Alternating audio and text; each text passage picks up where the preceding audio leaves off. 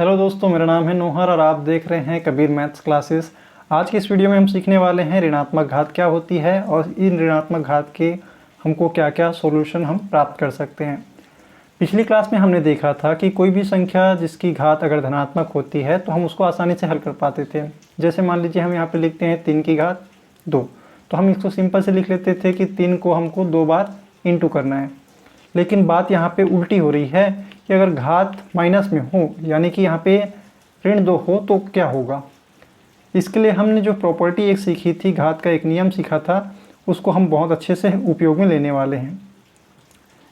हमने सीखा था कि दो आधार अगर समान हो और घात बटे के रूप में हो तो हम क्या करते हैं, ऊपर वाले की घात से नीचे वाले घात को घटा देते हैं। ठीक है। और दूसरा हमने ये सीखा था कि किसी भी संख्या जो नॉन ज़ीरो है, यानी कि वो शून्य नहीं है, तो उन संख्याओं के अगर घात शून्य हो तो उसका मान हमेशा 1 प्राप्त होता है। अगर इसके बारे में आपको डिटेल से जानना है तो आई बटन पे इसका लिंक दिया गया है, आप वहाँ पे जाकर इसको अच्छे से देख सकते हैं और समझ सकते हैं जी। अब ये ऋण 2 आया कैसे होगा, इस पर विचार करते हैं। कोई भी संख्या की घात ऋणात्मक कब आएगा। अब यहाँ पर आप देखिए, अगर m जो है छोटा होगा n से, तभी तो ये ऋणात्मक हो पाएगा, क्योंकि n के सामने यहाँ ऋण चिन्ह लगा है। ठीक है। हम यहाँ पे एग्जाम्पल के लिए लेते हैं इसी अंक को, हम लेते हैं 3 की घात, यहाँ पे ले लेते हैं 2 और ऋण 4।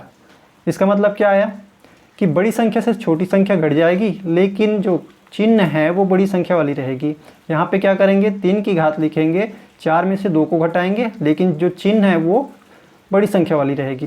तो ऋण 2 कब आया, घात जब ऋणात्मक कब आ रहा है, जब यहाँ पे जो नीचे वाली है, नीचे वाली जो घात है उसका मान ज़्यादा है, तब वो ऋणात्मक हमको प्राप्त होता है। ठीक है। अब इसको हल कैसे करते हैं, इसके लिए हम नेक्स्ट स्लाइड में जाते हैं। एग्जाम्पल के लिए देखिए यहाँ पे कि कोई भी संख्या है, जैसे हम ले लेते हैं एक संख्या 2 की घात 3 माइनस 3। तो क्या लेंगे, इसको लिख सकते हैं क्या कि 2 की घात हम लिखेंगे 0 ऋण 3। मतलब तो वही है कि 0 को अगर जोड़ दिया जाए या 0 से किसी चीज़ को घटा दिया जाए तो वैल्यू में कोई भी परिवर्तन नहीं आता। तो हम यहाँ पे लिख सकते हैं, घात के एक नियम से हमने पढ़ा है कि अगर क्या होती है, घात ऐसे घट रही है, इसका मतलब क्या हो रहा है कि ये पहले वाला घात होगा, और बट्टे में हम उल्टा भी कर सकते हैं, हर एक फॉर्मूले को उल्टे ढंग से भी लिख सकते हैं। तो यहाँ पे m बराबर तो 0 है और n बराबर 3 है, तो हम लिख सकते हैं 2 की घात 0 डिवाइड बाई 2 की घात 3। ठीक है। यहाँ पे आपको कोई डाउट नहीं होना चाहिए। लेकिन हमने एक और प्रॉपर्टी देखी थी कि कोई भी नॉन ज़ीरो के घात में अगर 0 है, यहाँ पे 2 की घात 0 है, तो हम बोल देंगे किसी भी संख्या की घात 0 है तो क्या होता है, उसका मान हमेशा 1 प्राप्त होता है। तो हम यहाँ पे देख पा रहे हैं कि 2 की घात यहाँ पे 0 है, तो इसको क्या आएगा आंसर आएगा 1/2 की घात धनात्मक 3। समझ पा रहे हैं। अब यहाँ पे देखिए, थोड़ा सा हम इसको अच्छे से एक्सप्लेन करते हैं। और यहाँ पे देखिए 2 की घात ऋण 3 का मान ही यहाँ पे हमको प्राप्त हुआ है। 2 की घात ऋण 3 का मान हमको क्या प्राप्त हुआ है, ये सारा कुछ। इसका मतलब क्या हुआ कि किसी भी संख्या की घात अगर ऋणात्मक होती है तो उसका उल्टा कर देंगे, और उल्टा करने के बाद क्या होगा, उसकी घात जो है धनात्मक हो जाएगी।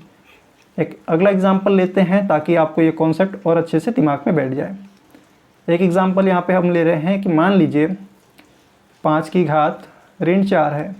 तो इसका मतलब क्या हुआ कि 5 की घात हम लिख सकते हैं 0 ऋण 4, और यहाँ पे लिख सकते हैं कि 5 की घात 0, और यहाँ पे लिख सकते हैं 5 की घात 4। और कोई भी संख्या की घात अगर 0 है तो हम उसको लिख सकते हैं 1, और बट्टे में यहाँ पे क्या लिखा है 5 की घात 4। तो यहाँ पे हम स्पष्ट देख पा रहे हैं कि 5 की घात ऋण 4 किसके बराबर प्राप्त हुआ, 1/5 की घात धन 4। हमारा जो फॉर्मूला सिद्ध हुआ। लेकिन हम एक और दूसरे एग्जाम्पल के लिए लेते हैं। मान लीजिए हम लेते हैं 2/3 पूरे की घात, मान लेते हैं ऋण 5। तब क्या होगा, क्या आपने कभी सोचा कि ऐसा भी कुछ क्वेश्चन आ सकता है? आ सकता है। अब इसको सॉल्व करने का सिंपल तरीका है, हम क्या करते थे, यानी कि a की घात में अगर माइनस m है तो उसको क्या कर देते हैं, a की घात 1/a की घात धन m।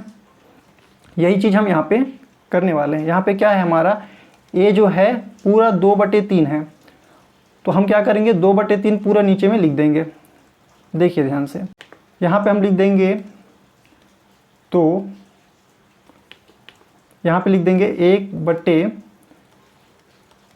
1/2/3 पूरे की घात धन 5, क्योंकि यहाँ a के स्थान पर 2/3 है। तो इसको क्या लिख सकते हैं, हमने घातांक के एक नियम से पढ़ा है कि यहाँ पे देखिए ये जो 2 है, ध्यान से देखिएगा, ये जो 2 है ये 1 का उल्टा है, विपरीत है, और उसका उल्टा फिर ये है। यानी कि एक गिलास को अगर आप करेंगे उल्टा, फिर एक बार उल्टा कर देंगे तो वो क्या हो जाता है, सीधा। तो यहाँ पे जो 3 है वो उल्टे का उल्टा है, ये जो उल्टा है ये इस उल्टे का ये उल्टा है, मतलब ये क्या हो जाएगा, ऊपर चला जाएगा सीधा। अगर ऐसे समझना आए तो एक फनी एग्जांपल है कि आप इसको क्या कर दें, ये इसका दुश्मन है और ये इसका दुश्मन है, 3 इसका दुश्मन है और 2 जो है इसका दुश्मन है, यानी कि दुश्मन का दुश्मन क्या हो जा रहा है, दोस्त। तो हम क्या लिख सकते हैं, यहाँ पे लिखेंगे कि जो 3 को हम क्या कर देंगे, ऊपर की तरफ लिख देंगे 2 की घात 3 की घात 5, और बट्टे में लिख देंगे 2 की घात 5। यहाँ से स्पष्ट देख पा रहे हैं कि 3/2 पूरे की घात 5। हमने क्या किया है यहाँ पे, ध्यान से देखिए, हमने लिखा है कि 2/3 की घात अगर ऋणात्मक है तो हम यहाँ पे जो नीचे वाला जो अंश का मान है उसको हर में ले जा रहे हैं, हर का मान जो है उसको अंश में ले जा रहे हैं, उल्टा कर रहे हैं। तो यहाँ पे जो हर है उसको हमने अंश में ले दिया, डिनोमिनेटर और यहाँ न्यूमरेटर को। तो यहाँ पे देखिए इसको क्या कर देंगे, धनात्मक हो जाएगा इसका घात। तो इस प्रकार से हम समझ पा रहे हैं कि घातांक कितना सिंपल है, और इस फॉर्मूले के उपयोग करके हम किसी भी माइनस घात वाले को हम पॉजिटिव कर सकते हैं। इसको समझने के लिए बहुत ही अच्छा कॉन्सेप्ट है। अगर आप इसको समझ पाए होंगे तो उम्मीद है ये वीडियो आपको बहुत अच्छी लगी होगी।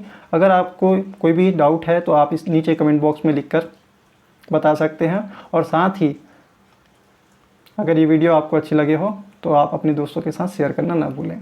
धन्यवाद।